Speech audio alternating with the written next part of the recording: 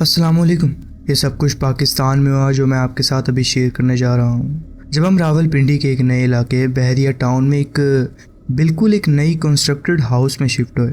नई ज़िंदगी का आगाज़, नए सपने और नए इरादे। हम 4 बहन भाई थे। मैं सबसे बड़ा था, इसलिए मुझे अपना अलग कमरा मिला। मुझे अब तक याद है कितनी खुशी हुई थी मुझे उस वक्त, क्योंकि अम्मी ने मुझे मेरी सालगिरह पे बिल्कुल नया फर्नीचर भी गिफ्ट किया था उस कमरे के लिए, मेरे कमरे के लिए। सबसे ज़्यादा पसंद मुझे एक लंबा सा वार्डरोब था उनमें से, जिसके सामने एक फुल लेंथ शीशा लगा हुआ था। शुरुआत में सब कुछ ठीक था। घर नया था, हर तरफ सफाई थी और पुराने मकानों वाली अजीब आवाज़ें, दराड़ें और चीखों पुकार नहीं थी। कुछ भी नहीं था ऐसा। लेकिन ये सब कुछ ज़्यादा देर तक नहीं चला। कुछ दिन बाद की बात है। रात का वक्त था, मैं सोने की कोशिश कर रहा था अपने कमरे में खामोशी थी। सिर्फ बाहर स्ट्रीट लाइट की हल्की सी रोशनी पर्दे के पीछे से अंदर आ रही थी। मैं बस यूं ही शीशे की तरफ देख रहा था। आंखें भी आधी बंद सी थी, यानी आधी नींद में थी, लेकिन पूरी नहीं। सोने की कोशिश कर रहा था मैं कि अचानक एक पल में वो नजर आई। आंखें झपकते ही वो वहाँ थी। एक छोटी सी लड़की, लगभग 9 साल की होगी। उसका रंग सफ़ेद था, बाल घुंघरेले थे जो कि हल्की हवा में हिल रहे थे। उसने गुलाबी रंग का सूट पहना हुआ था। वो शीशे के सामने खड़ी थी, खुद को देखती हुई, जैसे खुश हो अपनी ही सूरत से। लेकिन वो डरावनी नहीं थी, ना उसकी सूरत ना उसका अंदाज।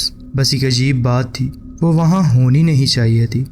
मैं उसे कुछ सेकंड्स तक देखता रहा। उसने अपना ड्रेस हल्का सा फैलाया।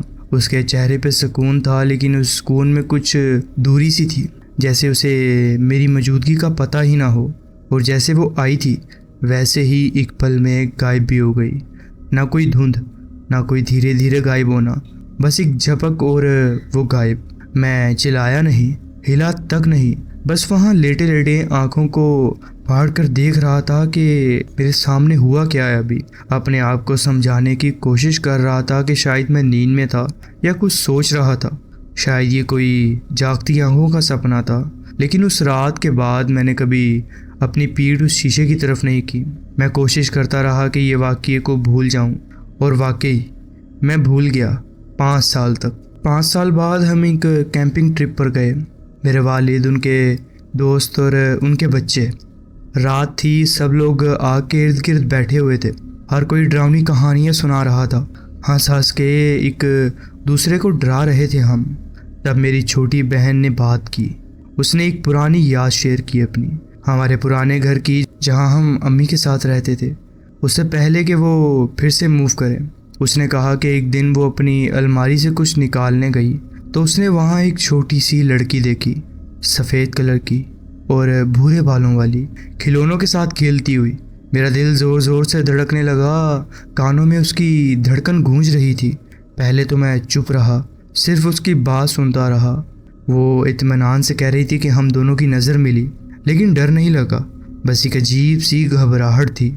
फिर उसने वो बात कही जो मेरी रगों में ठंडक डाल गई। उसने गुलाबी ड्रेस पहना था। बिना सोचे समझे मैंने कह दिया। उसके ड्रेस पर लेस थी, बाल घुंघरेले थे।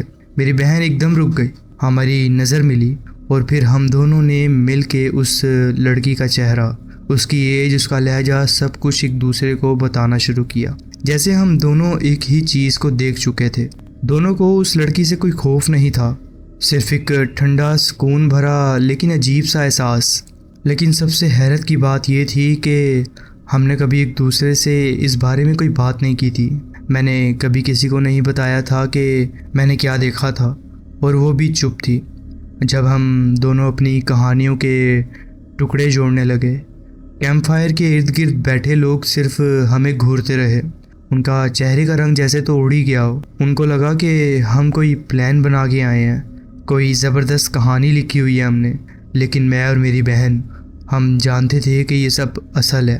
वो लड़की असल थी, और आज तक इतने सालों बाद भी मैं ये नहीं कह सकता कि वो कहाँ से आई थी, लेकिन मुझे इतना ज़रूर महसूस होता है कि वो अभी तक गई नहीं है।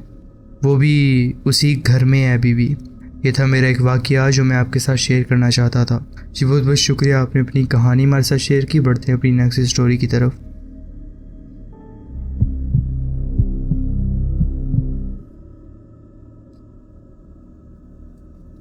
अस्सलाम वालेकुम। ये कहानी पाकिस्तान के शहर फैसलाबाद के एक पुराने मोहल्ले रशीदाबाद में हुई है। मेरे साथ रहने वाले मेरे एक रिश्तेदार जो 6 महीने तक हमारे साथ रहे थे, अपनी मौत से पहले नशे के आदी थे। वक्त के साथ उनकी आदत उसे तशद्दुद पर मजबूर करने लगी। हमारे पास कोई और रास्ता ना था, हमने उसे मजबूरन घर से निकाल दिया। उस दिन के बाद हमने उसे दोबारा कभी नहीं देखा, लेकिन वो आसानी से नहीं गया था।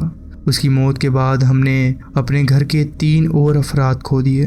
गम जैसे हमारे घर की दीवारों में बस सा गया हो, घना दबाने वाला, सांस लेना मुश्किल कर दिया था उसने। जैसे घर की हवा भारी होने लगी थी, हर चीज़ में अजीब सी उलझन महसूस होती थी। और कुछ महीने पहले से घर में अजीबोगरीब वाक़यात होना शुरू हो गए थे। मेरे वालिद ने सालों पहले हमारे कमरे के पंखे लगवाए थे। उनकी आदत थी कि कभी कभी खुद चल पड़ते थे, लेकिन उसकी वफ़ात के बाद ये रोज़ का मामूल बन गया। हमेशा फुल स्पीड पर चलना शुरू हो जाते थे। कभी कभी तो टीवी के साथ एक ही वक्त में टीवी भी ऑन हो जाता था। यानी पहले मुझे लगा कि वायरिंग ख़राब होगी, लेकिन फिर मैंने एक अजीब बात देखी। मेरे वालिद ने रिमोट के पीछे एक छोटा सा पन्ना चिपकाया हुआ था ताकि बैटरी से निकल कर गिर ना जाए। मैं रिमोट को टेबल पर रखता, पीठ घुमाता और अचानक क्लिक, टीवी और पंखा दोनों चल जाते। कभी कभी तो ऐसा होता था कि मैं टीवी को बंद करना चाहता था, लेकिन वो बंद ही नहीं होता था। फिर एक दिन मेरी माँ ने केबल ख़त्म कर दी और रिमोट कंपनी को वापस कर दिया। उस दिन के बाद टीवी कभी अपने आप चालू नहीं हुआ, लेकिन पंखा अब भी चलता रहता था। मेरे वालिद की तस्वीरें और कुछ और फैमिली मेम्बर्स की तस्वीरें जो कि हमने शेल्फ पर रखी हुई थी, लेकिन वो तस्वीरें उसके बाद कभी अपनी जगह रहती नहीं थी। कभी इधर से उधर पड़ी हुई होती थी, एक एक करके कभी कभार गिर जाती थी। आखिरी दफ़ा एक तस्वीर जो मेरे वालिद और मेरी माँ की थी, ज़मीन पर गिरकर जो कि उसमें शीशा था वो टूट गई। हालांकि वो तस्वीर तक बीच में से आधी आधी हो गई थी। माँ ने इसे निशानी समझा कि बाकी तस्वीरें हटा दी जाएं। जो तस्वीर टूटी थी वो वही थी जो मेरे वालिद ने मार्केट से तब ली थी जब हमने उसे मजबूरन घर से निकाल दिया था। जब मैं और मेरी बीवी घर में अकेले होते थे, अक्सर अजीब आवाज़ें सुनाई देती थीं, जैसे अलमारी के दरवाजे ज़ोर से बंद होने की, सामने के या पीछे के दरवाजे के खुलने और बंद होने की, किचन में कुर्सियों के घसीटने की, ड्रॉवर के खुलकर बंद हो जाने की। हर दफ़ा चेक करते तो कुछ नहीं मिलता। पालतू जानवर या तो दूसरे कमरे में सो रहे होते थे या हमारी नज़र के सामने ही होते थे। फिर वो आवाज़ें जब मैं शॉवर ले रहा होता था, घर में अकेला होता था, बर्तन धोने वाले कमरे के बाहर हल्की हल्की गुफ्तगू जैसे कोई बात कर रहा हो आपस में।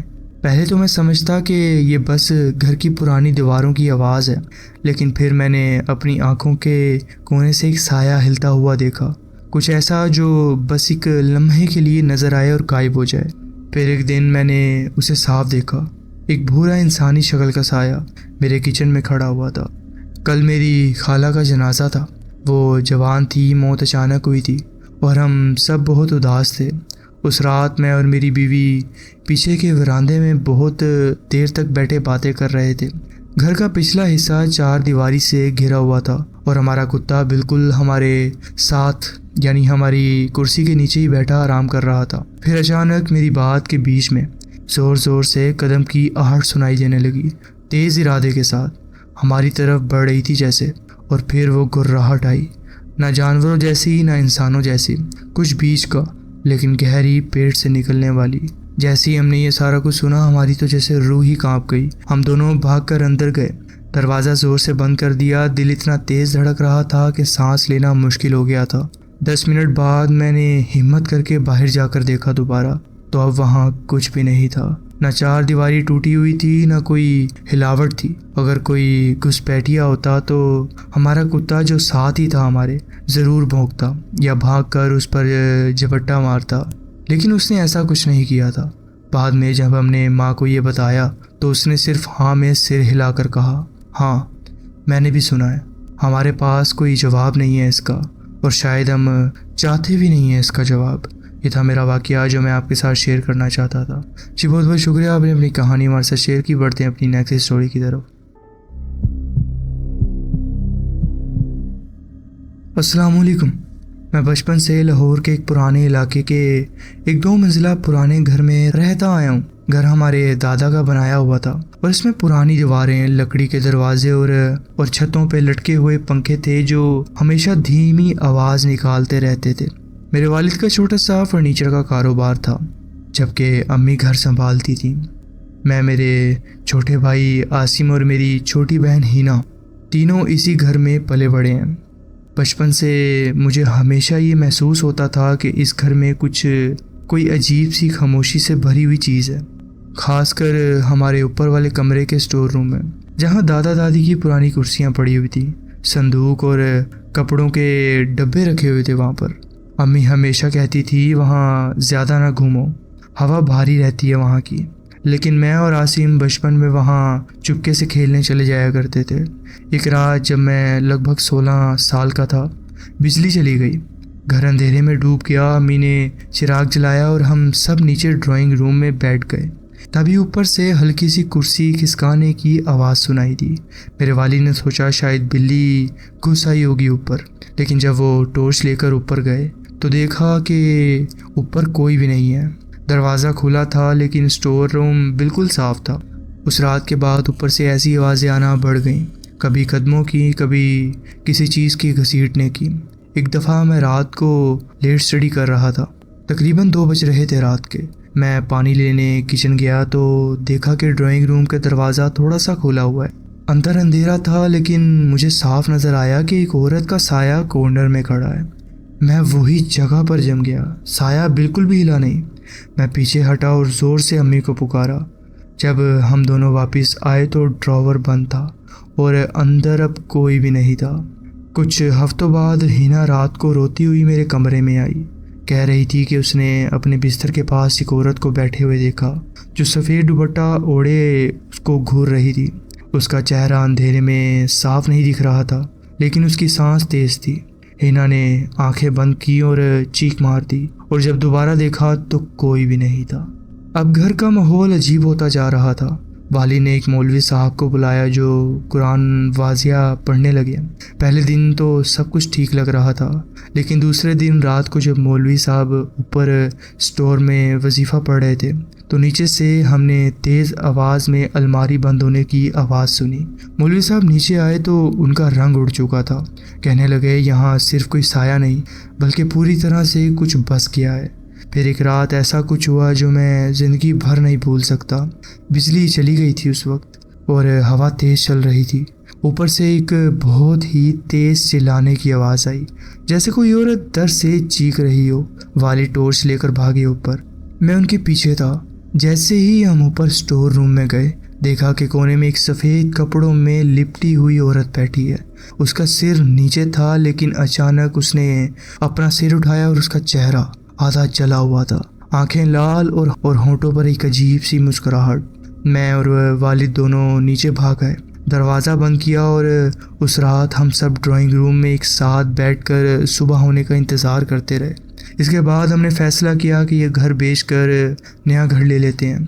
कुछ महीने बाद हम अलग घर में शिफ्ट हो गए, लेकिन आज भी जब मैं उस पुराने घर के पास से गुज़रता हूँ तो लगता है जैसे कोई ऊपर स्टोर की खिड़की से मुझे घूर रहा है। ये था मेरा एक वाक़या जो मैं आपके साथ शेयर करना चाहता था। जी बहुत बहुत शुक्रिया, आपने अपनी कहानी हमारे साथ शेयर की। बढ़ते हैं अपनी नेक्स्ट स्टोरी की तरफ।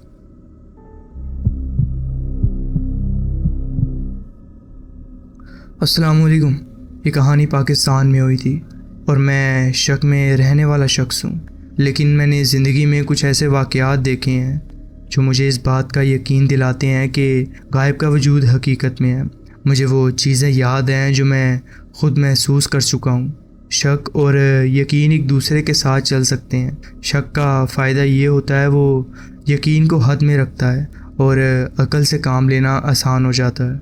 मुझे 2 ख़ास वाक़यात याद हैं जो मेरे यकीन को बढ़ाने में मददगार रहे, वरना सिर्फ़ शक ही होता।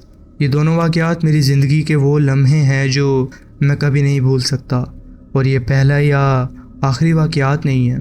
मैंने ज़िंदगी के अक्सर हिस्से पंजाब के इलाके नारोवाल के गांव में से गुज़रा हूँ, उधर रहा भी हूँ। मैं इतना जानता हूँ कि रात के वक्त सड़क के किनारे नहीं देखने चाहिए, वरना हो सकता है कि कुछ देख लो जो ज़िंदगी भर भूल ना पाओ। मैंने अपने तरीके से कुछ काम किया कुछ तवीज़, ताकतों का इल्म और गरीब सूरत में इबादत। लेकिन वो सब मेरा तजुर्बात से अलग है। पहला वाक़या उस वक्त का है जब मैं स्कूल में था और हमारी क्लास का ट्रिप इस्लामाबाद गया हुआ था। हर प्राइम मिनिस्टर हाउस के सामने वाले ग्रीन एरिया में थे। वहाँ एक औरत रोज़ाना एहतजाज करती थी, कहती थी कि उसे एक वक्त में इजाज़त मिल चुकी है, इसलिए उसे अब कोई नहीं हटा सकता। वही इलाका था, मुझे वॉशरूम जाना था तो मैं पास के F6 पार्क के बाथरूम की तरफ गया। जैसे ही मैं करीब पहुंचा, मेरी नज़र एक औरत पर पड़ी जो बाथरूम के सामने एक बेंच पर बैठी हुई थी। पहले तो वो एक गरीब औरत ही लग रही थी, थक कर बैठी हो जैसे, लेकिन कुछ अजीब था। उसकी नज़र सीधी मेरी आंखों में थी, ऐसी नफ़रत भरी नज़र जो जिस्म में एक थरथराहट सी डाल दे। मैं बेचैन हो गया, लेकिन पहले तो मुझे लगा कि शायद मुझे सिर्फ किसी की घूरने से कुछ नहीं हो सकता। फिर मैंने देखा कि उसके आसपास मक्खियाँ, कुछ अजीब से इंसेक्ट्स उसके पास मंडरा रहे थे।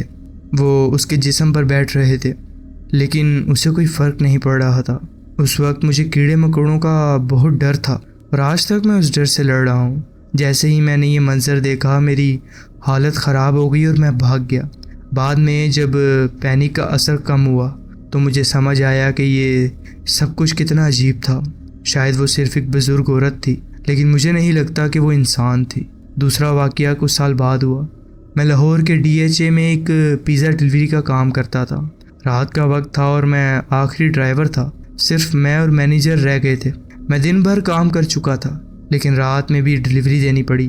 दुकान बंद हो चुकी थी, लेकिन अभी सफाई भी बाकी थी।